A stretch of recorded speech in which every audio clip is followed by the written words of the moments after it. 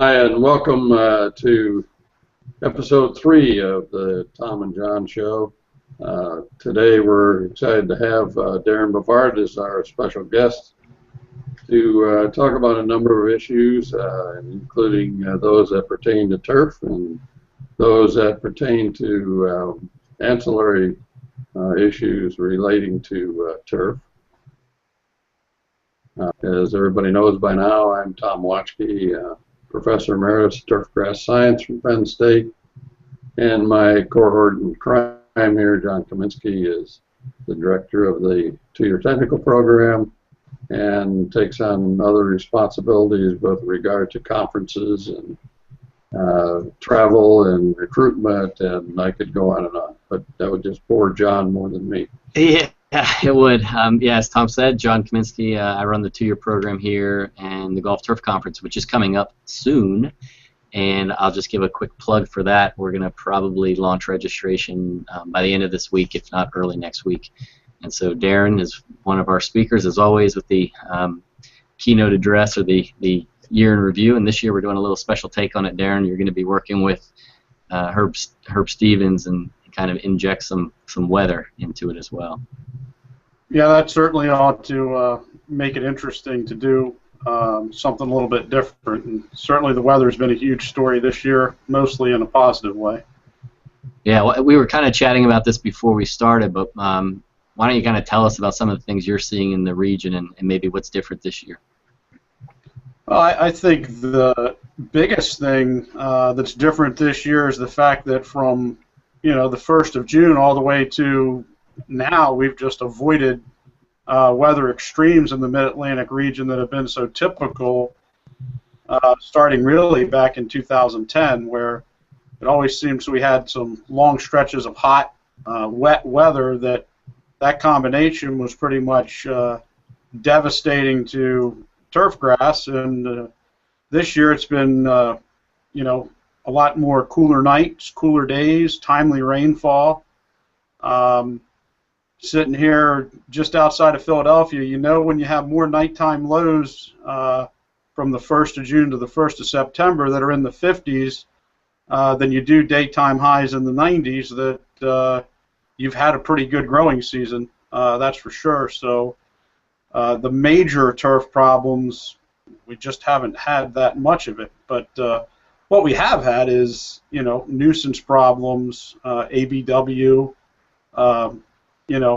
One of the great things I'm seeing is the quote-unquote problems in the rough, with the primary problem in the rough being that the grass is too healthy and the golfers are struggling to play from it. But that's actually a pretty good problem to have. Yeah, I talked to a superintendent in the Westchester, New York area the other day, who usually comes up and speaks in my class, and he said that the rain, typical of like any one particular pocket, the rain basically is like divided around his property, and his rough is burning up and been hurting lately. But everything I've seen, there's been timely rains. We've had good rains that have come through, and it's pretty thick out there. So I just bought my new set of golf clubs yesterday, so I'm hoping to beat them up in those high roughs before the end of the year. You mean like break them? Maybe, yeah. I think one of the things that I'm a little bit concerned about with the kind of weather we've had and the conditions in the rough, it may be hiding some potential issues. I think we often see grub problems in the rough, particularly this time of year and in August, when things get a little dry and stressed. And that's just not happened, and the moisture has been good enough that the root systems have been able to feed the grubs, if you will, and still maintain a decent turf cover. So I think everybody needs to be a little bit on the alert going into next year and do some sampling with regard to how many grubs they really have, because I think there could be some that are misled by the weather and its impact on the ability of turf to handle a grub issue. Yeah, and that's a good point, because right now, even though we're not seeing any damage from grubs in the rough, we are starting to see some digging of raccoons and other critters Exactly. looking for grubs as food, and it comes to a surprise as a lot of people because, as you said, they think we don't have grubs because we don't see any damage.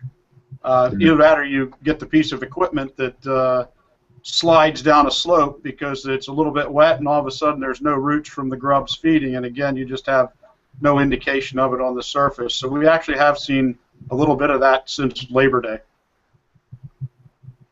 Yeah, it's funny because I was out with one of the GCSA reps was in town. They're doing an article on the state of education, which, Tom, maybe we can have that as a future topic. But Dr. McNitt had his classes out there looking for things, and there was a little bit of damage from digging burrowing animals, probably a skunk or something, and no visible damage on the turf in terms of grub damage. But he said he made me get down there and pull it back, and all of a sudden there's grubs underneath there. So that's a good point that you brought up. Darin, one of the things that we wanted to talk about, obviously it's been a relatively easy year, so there's not much to say about that, but recently the USGA changed the name of what they're calling the agronomic services they provide. I know it's probably just a technical issue because the services are the same good services you've provided in the past, but can you kind of talk about the reason for the change and then maybe the service in itself and what you guys do? Sure. Well, the reason that we changed it, it used to be called the TAS, or Turf Advisory Service, and we made the decision for 2014 to change it to the Course Consulting Service. And the reason for doing it was really simple, because what we do in a visit goes so far beyond turf grass anymore. When you look at, it's not just growing grass, it's construction, it's renovation of bunkers, it's dealing, with a half a dozen of 8 different bunker liners. There's just so many things that we do that go beyond just turf, and I think that is, we just wanted to a title for our service that was more indicative of what we do. We also introduced specialized visits, irrigation audits. They're not an irrigation audit like an independent irrigation consultant would do. It's more looking at water conservation and the efficiency of irrigation system in a place where water could be saved. Tree visits where we simply focus on trees, putting green visits where we focus on putting greens. And there's also just a plain quality visit that we call it, where you go out and kind of look at, and it's not to, compare $1.5 million budget club to a $500,000 budget club and that type of playing quality. It's more looking at the flow of the golf course and the things that are done with respect to maintenance to, help out the golfers for the flow and pace of play and that type of stuff. But, the core of our service remains the general course consulting visit, where we look at all aspects of basically the golf course operation and try to offer input, ways to make improvements, perhaps options for maintaining improvements that have been made. But the one thing it's not is a critique of somebody's golf course to come in and try to, oh, this is a problem and that's a problem. We try to work within the framework of the existing, maintenance staff as well as the club to, just to help develop programs and make sure that, things are getting done to the best that they can and within the budget that's available to do them. Yes. Tom, were you going to say something? Yeah, I was just going to ask Darin, the special visits like the irrigation audits and things like that, are those requested by the superintendent, or is that in tandem with the Green Committee, or is it the Green Committee themselves? How does that work? Well, I would say that the majority of the time, all of our services are requested by the superintendent. There's a few outliers there where that may not be the case. But oftentimes when you run into doing a specialty visit, for example, a tree visit, it is because, you know, they've talked to their green committee chairman or their board or owner or whatever entity it happens to be. They've identified this as a problem, and they just want some outside help and a third party to kind of help them evaluate growing environments, evaluate the playability of the golf course and the appearance of the golf course, for example, as it relates to trees. So I would say most of the time it still comes through the superintendent. Mm-hmm. And, you know, in our region, we've always been pretty strong with the course consulting service. But it's looked at as a way to, you know, perhaps introduce people to the service with a little bit different menu than what we've had in the past. You know, before we've always sold time, half-day visit, full-day visit. And we're trying to get away from that and actually sell the service and sell what we provide to the golf course instead of just time. So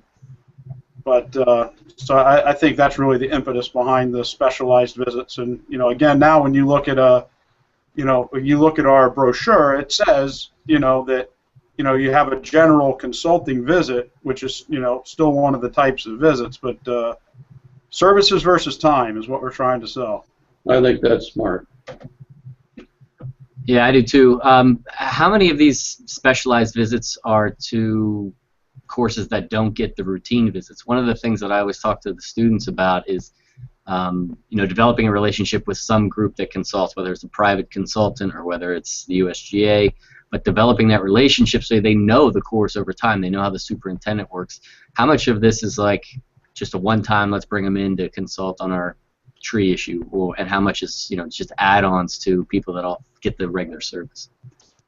Well, I would say for the specialized visits, probably, and, you know, look, I think between Elliot Dowling, who's the other agronomist out of this office, and myself, we'll do over 200 visits this year, and I think that, you know, 6 of them will be specialized visits. So it's right now a very small percentage, and of those 6, I think 4 of them were clubs that we hadn't worked with before, but you know, the other 2 were, you know, courses that had taken the general visit but said, we want to focus on trees, which were the 2 that we happened to do. And so it just gives you you know, look, if you want to focus on one single thing on a golf course in a visit, you have to focus on that one thing for something as extensive as trees, because, you know, or even evaluating each individual putting green.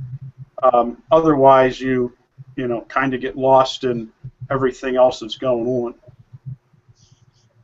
Yeah, so they have specialized visits. You also have these the general visits. Can you kind of just describe for people that don't use the USGA? I was an intern back in the day with you, so I've been around to some of them. But can you just tell what you do? Like, what's a typical half-day or full-day visit when you go to a golf course?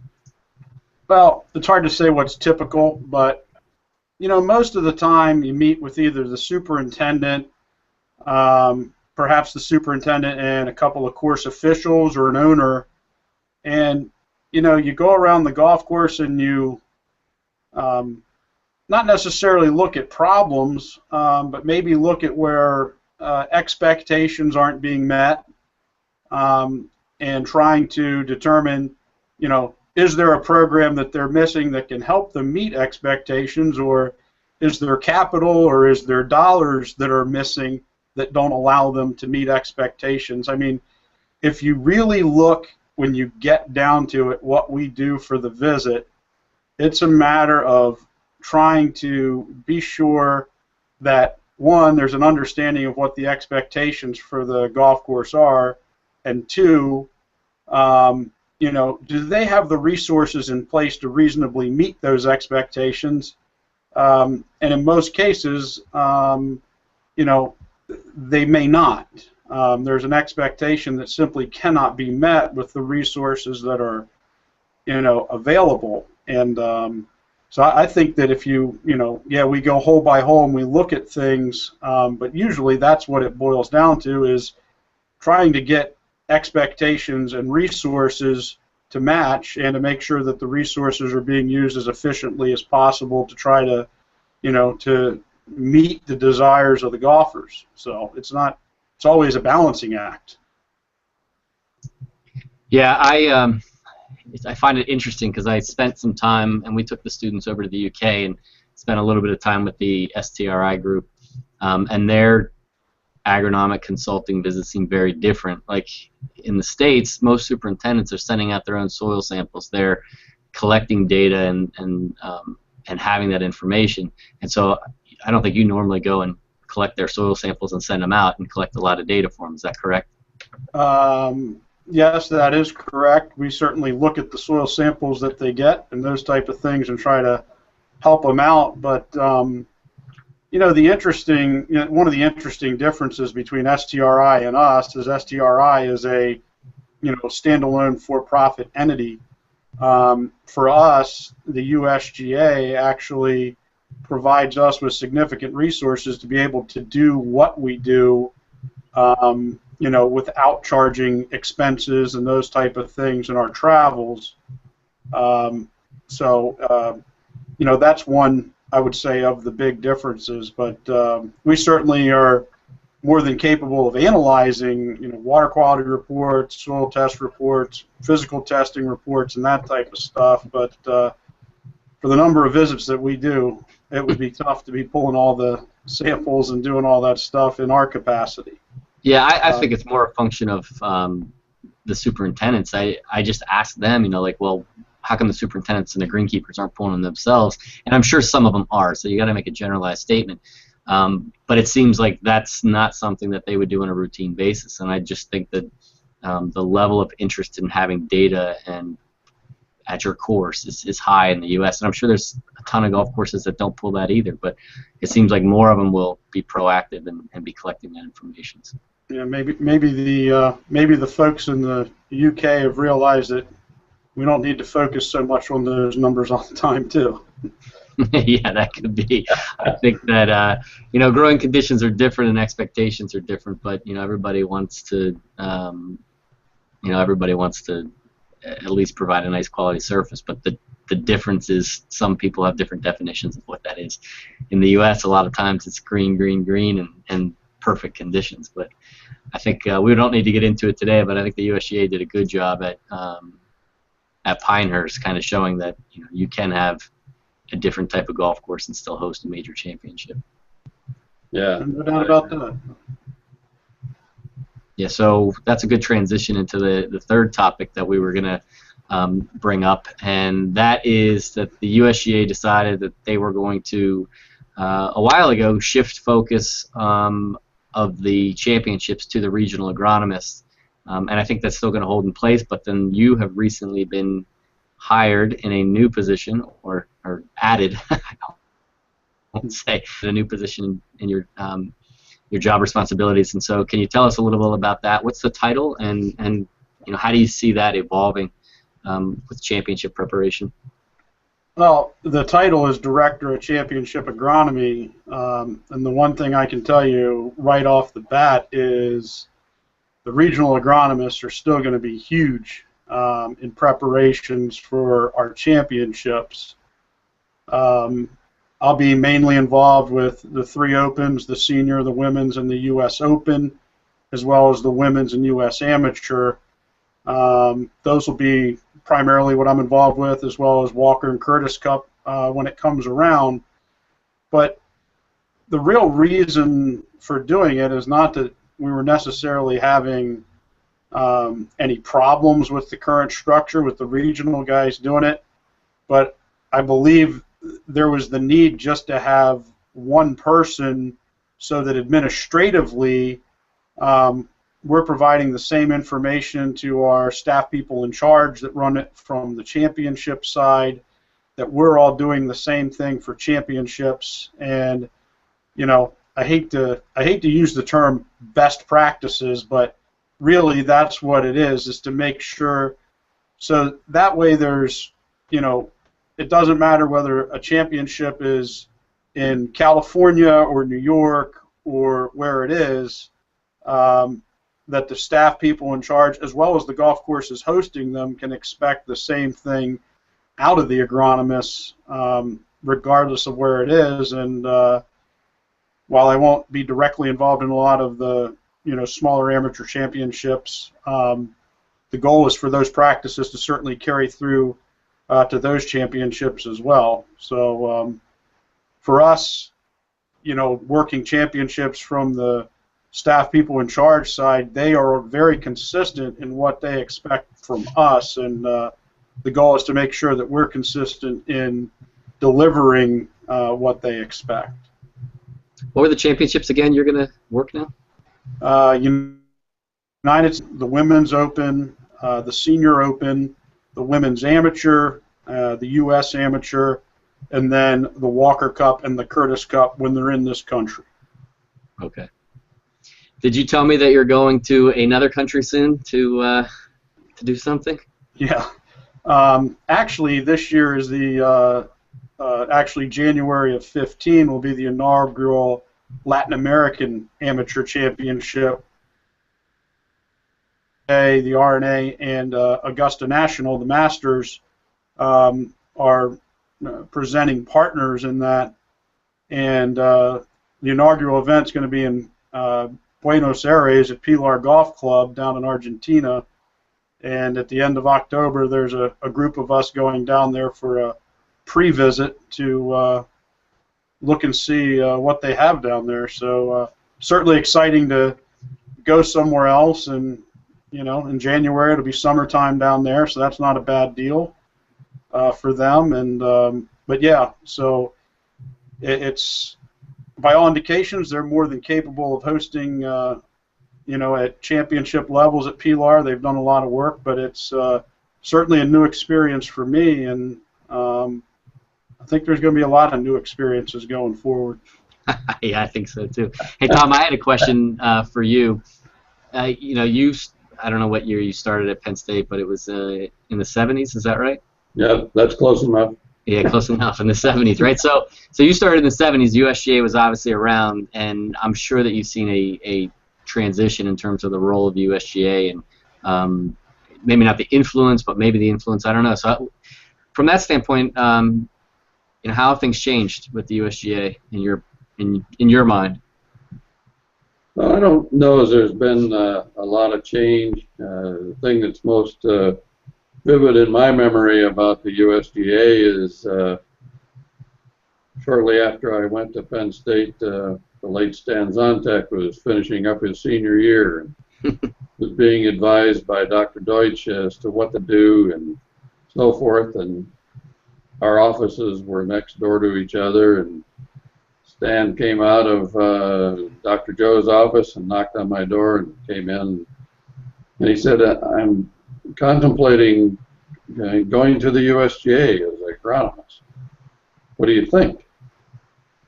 I said, well, I've known a number of USGA agronomists over the years. In fact, when I finished up my graduate work, I contemplated doing the same thing, and decided to stay in an academic life and career. And all I can tell you, Stanley, is that I think you will find that working with the USGA will be very rewarding, and you will feel like, in some ways, like an extension specialist in turf, even though you don't have an academic title.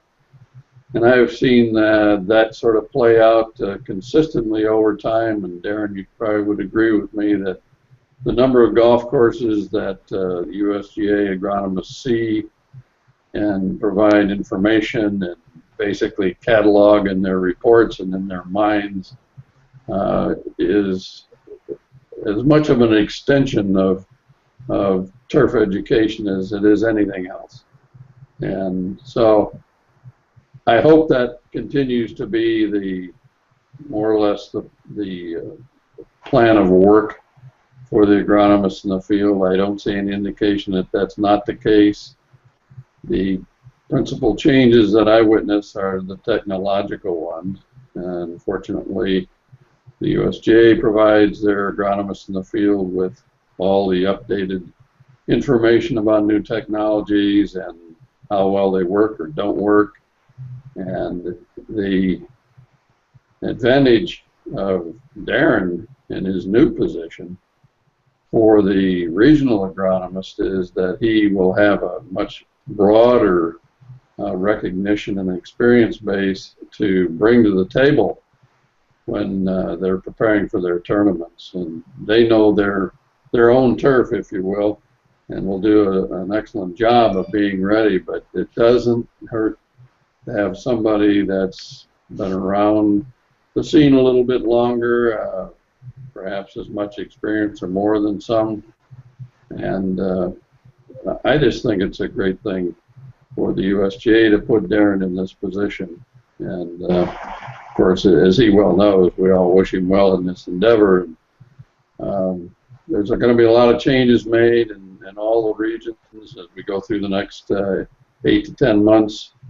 And my hope is that they will be as wise as they have been in the past in hiring very good people, because you're only as good as what you have to work with, whether you're a superintendent or an administrator. So that's kind of my perspective, John, on what I see. Yeah. And, go ahead, Darin. you know, believe it or not, it was over 11 years ago that you were a USGA intern. We'll just say that Stanley graduated in the early 70s. But it's hard to believe, but I'm in my 18th year with the United States Golf Association, and I think the biggest change that I've seen in my time is so much of our focus was spent on educating golf course superintendents. I hate to use the term preaching to the choir, but in some respects, while we were sharing information at conferences, publications, and everything for the golf course superintendents, the people, and we've realized it in the last 3 or 4 years, that we really need to be trying to educate and reach out to are the golfers. Mm-hmm. And the general managers and the course officials and the owners who, while the golf course superintendents pretty much make the day-to-day short-term decisions, the long-term decision makers that allocate capital and those type of things, they need to understand the impact that doing or not doing certain things has on maintenance. They have to understand that I don't care what golf course you're at and what budget you have, the turf grass has limitations. And, that's probably the biggest shift that I have seen, is that we certainly still work through the golf course superintendent because that's our turf, no pun intended. But it's certainly one of our missions going forward is to educate the golfers on what the challenges that the superintendents face, so that perhaps they'll have a better understanding when things aren't going just perfect, that, this year is a great example. I don't have 100 superintendents that are way smarter this year than they were last year. What I've got is, 3 days with the highs in the 90s in the Philadelphia region, and a lot of cool nights and a lot of cool days and timely rainfall, as opposed to a stretch of 3 weeks with 100+ degree temperatures and a lot of rain that we had last year. And again, trying to teach, telling the superintendents that they had a hard year because it was hot and wet. They know they had a hard year because it was hot and wet. But trying to get the golfers to understand the reasons why those conditions make things so difficult, that's really one of our goals within our department of the green section, is to do that. And I hope to continue to do that working with golf courses. But I think there's also some lessons to be taught from the championship level as to what can and cannot be accomplished on a daily basis at a given golf course as well. Yeah, I think also, Darin, the sort of the theme you were just describing played itself out more so this past spring than any time I've seen in the past, and that is in regard to the serious problems that developed as a result of the winter, and how members and green committees and club officials and owners and everybody else with the help of USGA agronomists, in many cases, understand that how really off-the-wall strange this past winter was, and it wasn't because somebody didn't do something last fall or last summer or anything else. It was just a function of, you know, the second, perhaps, or third worst winter in meteorological history in many places. And the acceptance level and the encouragement that came from members to the superintendent about what was happened or had happened to him was phenomenal. And I think if you would back up 20 years, or not even that far, that might not have been the case. So I think that this spring and the attitudes that prevailed were indicative of the effort that's been made in that direction. Yeah, I agree. Of course, there's always some people that you can't reach, but that's the way it goes. Yeah. I won't name any names. I would just say don't waste your time once you realize that. Move on to something else. But we hit the half hour parts down that we wanted to. I think you know, Darin, if there was any final words that you wanted to say, I want to say thanks for coming, and I'll let Tom wrap it up. But I think the USGA visits or private consultant, whoever you bring in, I think having somebody on that course is another set of eyes that can serve as a resource. I think I hear from superintendents that a lot of the frustration is that they'll say the same thing that you come in and say, but the board will listen to you. So that's always a challenging one, but that's exactly why you bring in somebody like the USGA or somebody else, because the board will listen to them. So, yeah, so I don't know. I guess, you know, from the course consulting side of it, John, my final thought I would always want people to realize that our goal is to help. Our goal is not to critique, and we try to do things from a positive perspective, not a negative perspective. And we're just a huge information source. And, you know, I visited, I think, on 23 clubs last year. I'll be somewhere in the 110 range. And my knowledge comes from the golf course superintendents that I visit. I'm very fortunate to get to see so many golf courses in so many situations. But I'd also emphasize to anybody that, you know, watches this or listens that just because you don't take the course consulting service visit doesn't mean that the USGA agronomists are not there as a resource. If you have questions or, you know, need help, we're not very hard to locate in terms of contact information at usga.org. And, you know, I'm not on retainer. I don't charge by the hour for a phone call or anything like that. And, you know, again, there's a limit to what I can provide if I haven't seen your property. But I just hope people realize that all of us are an information source. And when you look at, you know, the land-grant universities, the fact is that when it comes to golf courses, in a lot of respect, we are the extension agents now with the research support that we provide to the universities, and in turn, that the universities, the information that they provide to us, that we're able to get it out in the field. So I think that's a good relationship, and I think this business is all about relationships, and that's what we try to provide. Yep, I agree. I'm going to turn it over to Tom, and you can say the final words and wrap it up. And All right. I think it was good. Well, Darin, I think your wrapping up comments there were right on point, and we certainly do, John and I, appreciate your taking the time to be part of this experiment that we are conducting. This is episode 3, and I think it just gets better and better. So for those of you that had the opportunity to watch it live, thanks for joining us, and we'll see you next time. We'll have another guest I think you'll find interesting. Absolutely. All right. Thanks a lot, Tom, and thank you, Darin. Thank you very much.